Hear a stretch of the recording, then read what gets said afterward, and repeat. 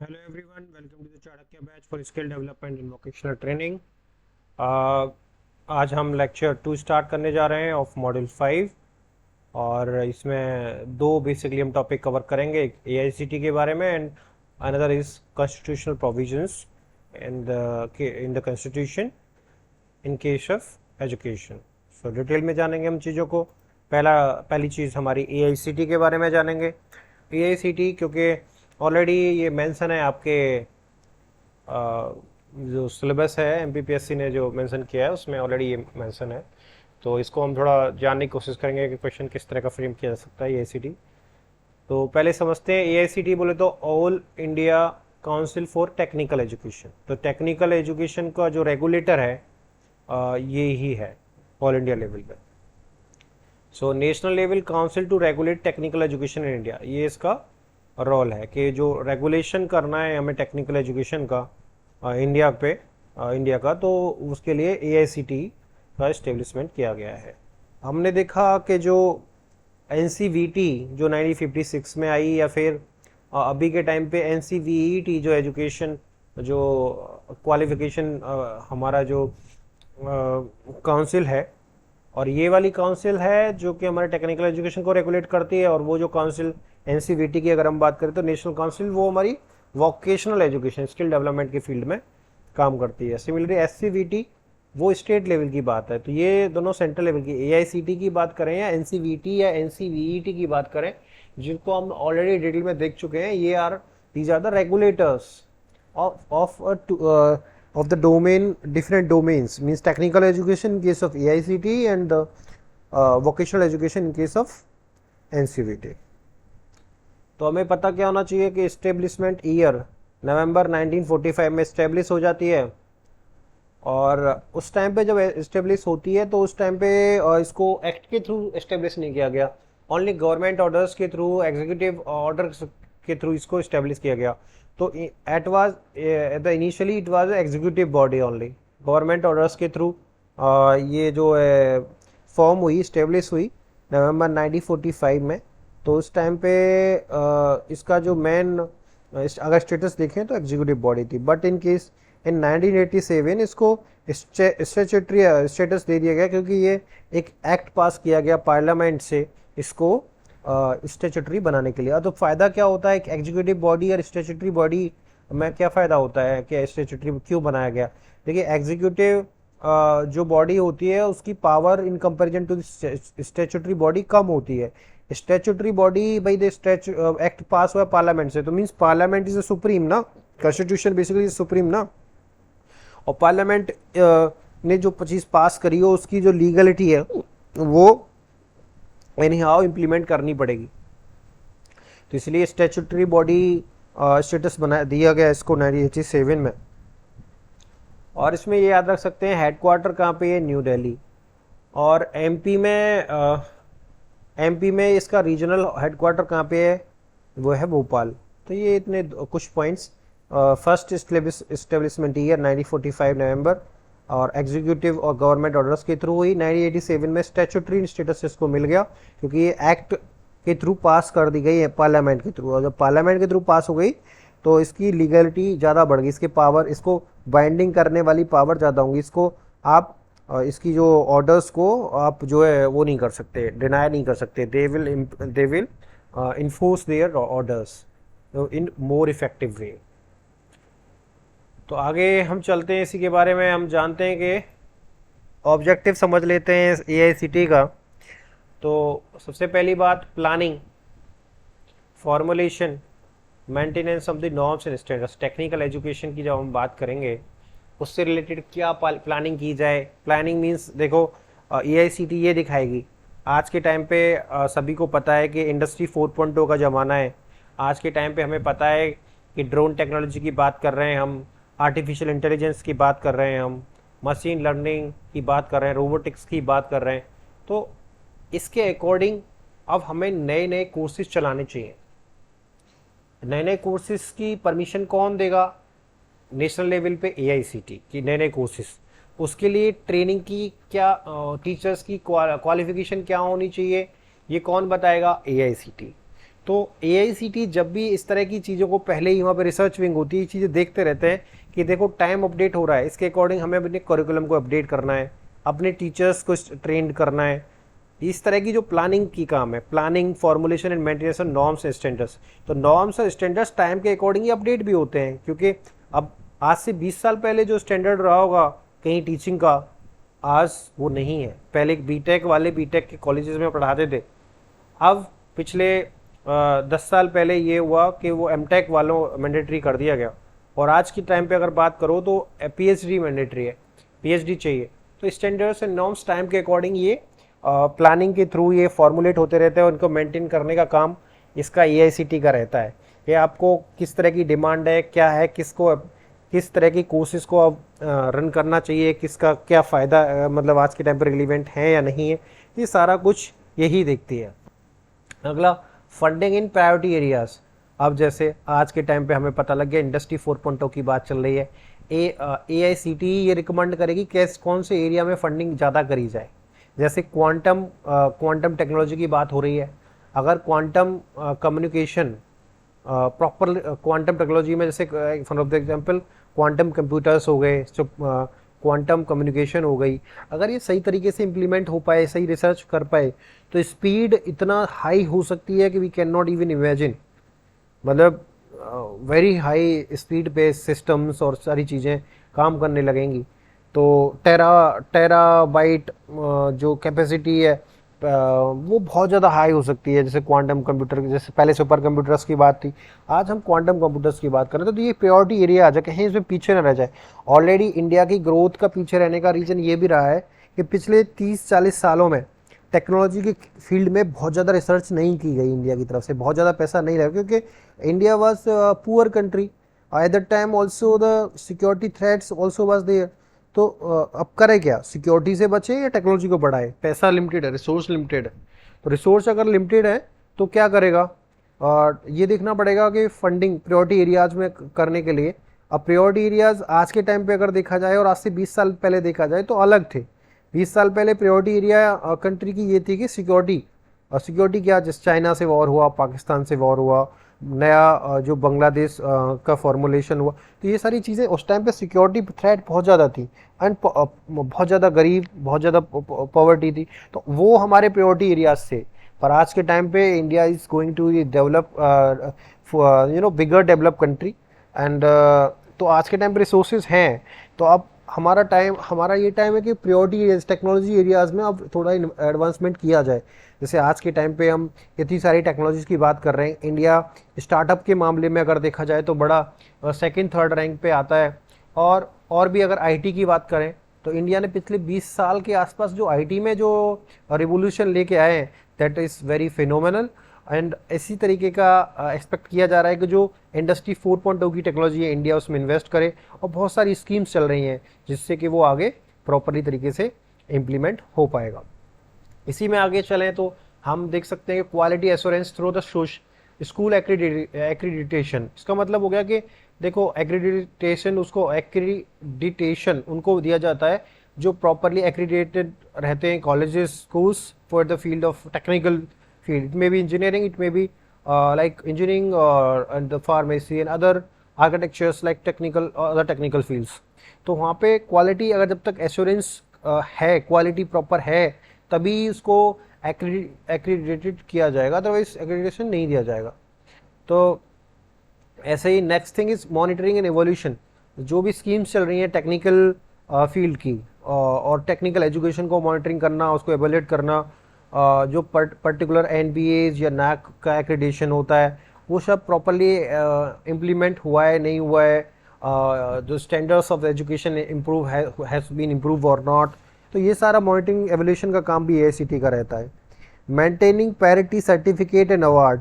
अब जो लोग अपने जो भी स्टैंडर्ड्स हैं उनको सही से फॉलो करते हैं, उनको सर्टिफिकेशन और अवार्ड की भी व्यवस्था AICT करती है। ऑल ओवर इंडिया लेवल पे टीचर्स के अवार्ड्स निकाले जाते हैं, और इवन इंस्टीट्यूशंस के लिए जो NIRF के थ्रू जो रैंकिंग हायर रैंकिंग्स होती हैं उनके लिए अवार्ड्स निकाले जाते हैं.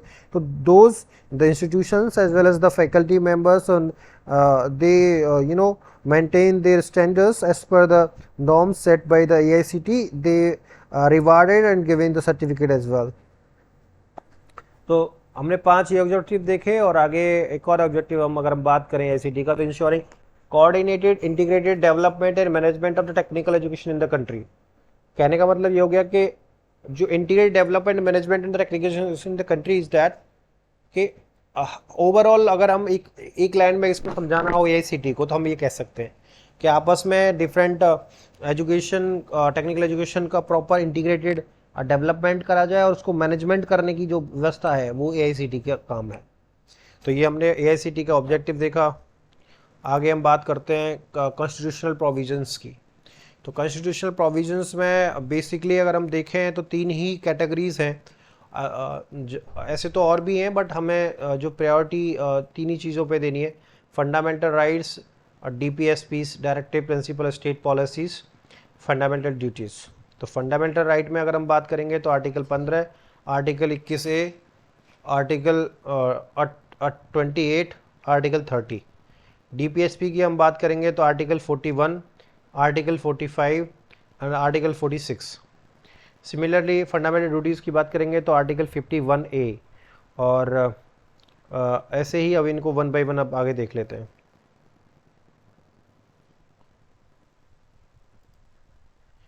आर्टिकल 15 की अगर हम बात कर रहे हैं तो क्या कहता है आर्टिकल 15? आर्टिकल 15 कह रहा है कि prohibition of the discrimination on the grounds of religion, race, caste, sex और प्लेस ऑफ बर्थ. तो ये वो 5 the state cannot discriminate any individual on the grounds of religion, race, caste, sex और place of birth. In 5 cases की basis पे किसी भी individual को कोई भी एजुकेशन लेने से डिनाई नहीं किया जा सकता. अगर कोई एडमिशन लेना चाहता है किसी एजुकेशन इंस्टीट्यूशन में, it may be lower school education, it may be higher education institution, तो उससे ये कह के मना नहीं करा जा सकता कि उसका रिलीजन ये अलग रिलीजन है, ये हिंदू है, मुस्लिम है, क्रिश्चियन है, या उसे इसलिए कि वो डिफरेंट रेस से आता है. सपोज वो किसी कैरेबियन कंट्रीज से आ रहा है, कि डिफरेंट रेस से आ रहा है, तो इसलिए कह के उसको नहीं बोला जा सकता कि आपकी डिफरेंट रेस है तो आपको एडमिशन नहीं मिलेगा. सिमिलर कास्ट के बेस पे किसको डिस्क्रिमिनेट नहीं कर सकते. कोई जेंडर के बेस पे लाइक मेल फीमेल, इस केस पे भी इसको डिस्क्रिमिनेट नहीं किया जा सकता. प्लेस ऑफ बर्थ, कहाँ से वो जन्म हुआ है उसका, उस बेसिस पे भी उसको डिस्क्रिमिनेट नहीं किया जा सकता. तो these are the 5 grounds on which the discrimination can not be done and but discrimination can be done other than these 5 cases. For example अगर किसी के पास क्वालिफिकेशन नहीं है, जैसे अगर कोई बच्चा इंजीनियरिंग में एडमिशन लेना चाहता है, ओनली वो 10th पास है, तो is it possible to take the admission in the engineering only the 10th pass students? No. So यहाँ पे डिस्क्रिमिनेशन पॉसिबल है क्योंकि उसकी eligibility qualification is must be fulfilled.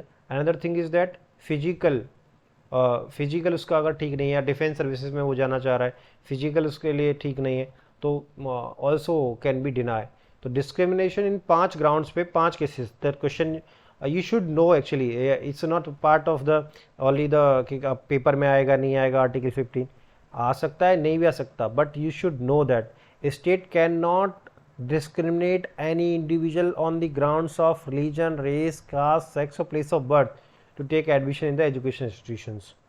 तो ये आपको पता होना चाहिए. आर्टिकल 21 राइट टू एजुकेशन, ये 86वां जो कॉन्स्टिट्यूशन अमेंडमेंट 2002 में हुआ उसके थ्रू ऐड किया गया, और 6 से 14 साल के लोग जो बच्चे होंगे 1st से 8th तक फ्री एजुकेशन में प्रोवाइड की जाएगी. ये हम देख चुके हैं ऑलरेडी. ऐसे ही आगे बढ़ते हैं. आर्टिकल 28, इसमें क्या कहता है ये article 28? Freedom as to attendance as a religious instructions और religious worship in the certain education institutions. तो एजुकेशन इंस्टीट्यूशंस में रिलीजियस वर्शिप्स या रिलीजियस इंस्ट्रक्शंस की आज़ादी है या नहीं? तो है भी और नहीं भी, डिपेंड करता है कि किस तरह का एजुकेशन इंस्टीट्यूशन है. अगर प्राइवेटली फंडेड इंस्टीट्यूशन है टोटली और तो उसका वो फ्री है उनके लिए, मतलब फ्रीडम है। आप they can enjoy, they can they can mandatory the religious instructions of worship in their institution. But अगर वो स्टेट फंडेड इंस्टीट्यूशन है तो वो इसमें आप एक रिलीजियस इंस्ट्रक्शन को मैंडेटरी नहीं कर सकते हैं, क्योंकि we are the secular country and secular country constitution में मेंशन है, तो इसका मतलब हम किसी एक रिलीजन को प्रमोट नहीं कर सकते। All reasons are the our part of the our constitution, तो हमको किसी एक पे फोकस नहीं कर सकते। आगे अगर हम आगे देखते हैं, article 30 right of minorities to establish and administer education institutions. अब जो माइनॉरिटीज़ को भी राइट दिया गया है कि अपना एजुकेशन इंस्टीट्यूशंस अपने रिलीजन को बढ़ाने के लिए, अपनी लैंग्वेज को बढ़ाने के लिए ये खोल सकते हैं, और उसका एडमिनिस्ट्रेशन भी इन्हीं के हाथ में दिया गया है। तो आर्टिकल 30 जैसे कि AMU, जामिया, मदरसाज, ये सब जो ओपन होते हैं वो आर्टिकल 30 के अंडर में ये उनको राइट है। उनका एडमिशन क्या, किसका कितना रेशो रहेगा, ये सब चीज़ें इनके ये अपने अकॉर्डिंग सेट कर सकते हैं। आगे DPSPs की अगर हम बात करें, DPSP आर्टिकल 36 से लेकर 51 तक, उसमें आर्टिकल 41 के जैसे DPSP का मतलब ये हो गया कि डायरेक्टिव प्रिंसिपल स्टेट पॉलिसीज़, ये स्टेट को मैंडेटरी हो, मैंडेटरी कुछ नहीं है, स्टेट अगर इन सबको आर्टिकल को देखते हुए इम्प्लीमेंट करेगा आगे चीज़ों को। तो article 41 right to work, to education and the public assistant in certain cases. Article 41 इस चीज़ को कहता है कि इस तरह से करना है कि ये उनके हाथ में होगा। राइट टू वर्क, अगर ये स्टेट को करना चाहिए, right to work, right to education, public assistance in the certain cases. तो जैसे मनरेगा अगर जो स्कीम आई है वो इसी तरीके से है, राइट टू वर्क के अंडर में ही आई है कि 100 दिन का एक वेज वो मिलता है ग्राम पंचायत में, और ये स्कीम कहीं ना कहीं राइट टू वर्क वाले उसको कहीं ना कहीं चरितार्थ करती हुई नजर आती है। Although in the not in the true spirit और sense, but still on the documents we can say that this is the scheme is somehow related to the right to work. Article 45 की अगर हम बात करें, provisions for the free and compulsory education. देखिए 21A का जो article है वो 614 के लिए ऑलरेडी कहता है, बट ये वाला आर्टिकल 45 क्या कहता है, प्री स्कूलिंग के लिए कह रहा है, क्योंकि प्री स्कूलिंग अभी इंक्लूड नहीं है। प्री स्कूलिंग का मतलब हो गया जो नर्सरी KG वाला जो सिस्टम है वो इंक्लूडेड नहीं है, उसको भी फ्री करें, उसको भी अपने एजुकेशन सिस्टम में ऐड करने की बात करता है आर्टिकल 45। नेक्स्ट हम आगे देखेंगे आर्टिकल 46। आर्टिकल 46 कहता है promotion of the educational economic interest of the SC STs and other weaker section of the society. जो आपके SC STs और weaker sections of the society है उनका एक एजुकेशनल इकोनॉमिक इंटरेस्ट को बढ़ाना, ये भी हमारा आर्टिकल 46 कहता है। इसी बेसिस पे इनको स्टार्टिंग में रिजर्वेशन वगैरह दिया गया था SC STs को। स्टार्टिंग में जब हम फर्स्ट कॉन्स्टिट्यूशन अमेंडमेंट देखते हैं तो उसमें ये चीज़ मेंशन कि जो भी केरला स्टेट था उसने इनको रिजर्वेशन देना शुरू किया SC STs को, और ये हवाला दिया कि आर्टिकल 46 को हम यूज़ कर रहे हैं जिससे कि उनका प्रॉपरली एजुकेशनल और इकोनॉमिक इंटरेस्ट फुलफिल हो पाए।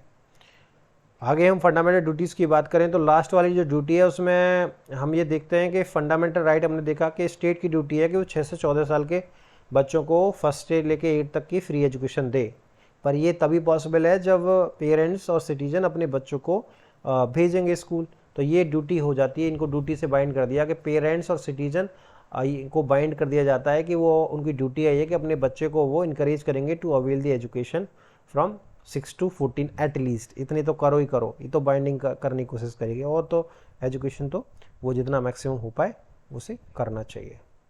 अब आगे हम थोड़ा सा देख लेते हैं कि हमने क्या क्या पढ़ा, थोड़ा सा रिवीजन कर लेते हैं। फर्स्ट थिंग इज़ AICT के बारे में हमने देखा, all India council for technical education. National level council to regulate technical education in India कब इस्टेब्लिश हुई, नवंबर 1945 में। इनिशियली एग्जीक्यूटिव ऑर्डर के थ्रू, गवर्नमेंट ऑर्डर के थ्रू एग्जीक्यूटिव बॉडी थी। 1987 में इसको स्टैट्यूटरी स्टेटस मिला क्योंकि इस एक्ट पास कर दिया गया पार्लियामेंट के द्वारा। हेडक्वार्टर की बात करें तो न्यू दिल्ली में, और MP में रीजनल हेडक्वार्टर है इसका भोपाल में। आगे हमने ऑब्जेक्टिव देखे, planning, formulation, maintenance of the norms and standards, funding in the priority areas, quality assurance through school accreditation, monitoring and evolution, maintaining parity certification award, और आगे हम ensuring coordinated and integrated development and management of the technical education in the country, आगे फिर हमने देखा constitution provisions, दो part में, fundamental right, DPSPs, fundamental duties, ये हमने देखे article 15, 21, 28 and 30, 41, 45, 46 and fundamental duties का जो लास्ट वाली ड्यूटी है जिसमें हम फोकस करते हैं एजुकेशन पे। हमने 45 का देखा कि ये 5 केसेस ऐसे हैं, 5 ग्राउंड्स ऐसे हैं जिनको बेसिक प्रोविजन नहीं किया जा सकता एजुकेशन में, बट अदर ग्राउंड्स हो सकते हैं जिन पे प्रोविजन किया जा सकता है, जैसे like education qualification, physical eligibility, all these things. 21A हम ऑलरेडी देख सकते हैं कि 86 में कॉन्स्टिट्यूशन अमेंडमेंट 2002 में इसको हमें ऐड किया गया है। ये कहता है 6 से 14 साल के लोग जो फर्स्ट से 8 तक पढ़े उनको फ्री एजुकेशन प्रोवाइड करी जाए, एलिमेंट्री एजुकेशन इसे बोलते हैं। आगे फिर हमने आर्टिकल 15 के बाद आर्टिकल 28 देखा, जिसमें हम वो कह रहा है कि freedom to attendance at religious instruction और religious worship in the certain education institution. वो डिपेंड करता है किस तरह का स्टेट फंडेड है तो नहीं कर सकते, प्राइवेट फंडेड तो कर सकते हैं, क्योंकि इंडिया हमारी सेकुलर कंट्री है, इसमें किसी एक देश के किसी एक रिलीजन को बढ़ावा नहीं दे सकते। आगे फिर आर्टिकल 30 हमने देखा, right of minorities to establish administrate education institutions, minorities के लिए एजुकेशन इंस्टीट्यूशन की बात हो रही है, AMU, जामिया मदरसा, ये सब इसी पे ओपन हो रखे हैं। आगे हम DPSPs की बात करते हैं, 3651, आर्टिकल 41, राइट टू वर्क और to education, public assistance in the certain cases, जैसे मनरेगा हो गया, ये राइट टू वर्क को फोकस कर रहा है। Article 45, provision for the free and compulsory education, 21, ये हम ऑलरेडी देख चुके हैं, 6 से 14 साल के बच्चों को ये 21 में दिया हुआ है, बट ये प्री स्कूलिंग की फोकस करता है। आर्टिकल 45 प्री स्कूलिंग को फोकस करता है। 46 हमारा SC/STs के economic and other weaker sections के सोसाइटी के जो एजुकेशनल इकोनॉमिक इंटरेस्ट को डील करता है। ऐसी फंडामेंटल ड्यूटीज़ की अगर हम बात करें तो आर्टिकल 51A में, और हमारा जो फंडामेंटल राइट है एक हमारा स्टेट के 6 से 14 साल के बच्चों को फ्री एजुकेशन प्रोवाइड करेगा, तो ये तभी पॉसिबल है जब पेरेंट्स सिटीजन अपने बच्चों को स्कूल भेजें, तो ये इनकी ड्यूटी हो जाती है, चाइल्ड की पेरेंट्स की ड्यूटी हो जाती है, सिटीजन की ड्यूटी हो जाती है, बीइंग सिटीजन चाइल्ड उनका जो भी बच्चे हैं encourage to avail this education. तो ये हमने दूसरे लेक्चर में देखा। तीसरे लेक्चर में हम तीसरे लेक्चर में हम स्कीम्स, इंपॉर्टेंट स्कीम्स देखेंगे, एंड फिर हम जो इम्पोर्टेंट पॉलिसीज़ हैं स्किल डेवलपमेंट की उसको कवर करेंगे। Thank you so much.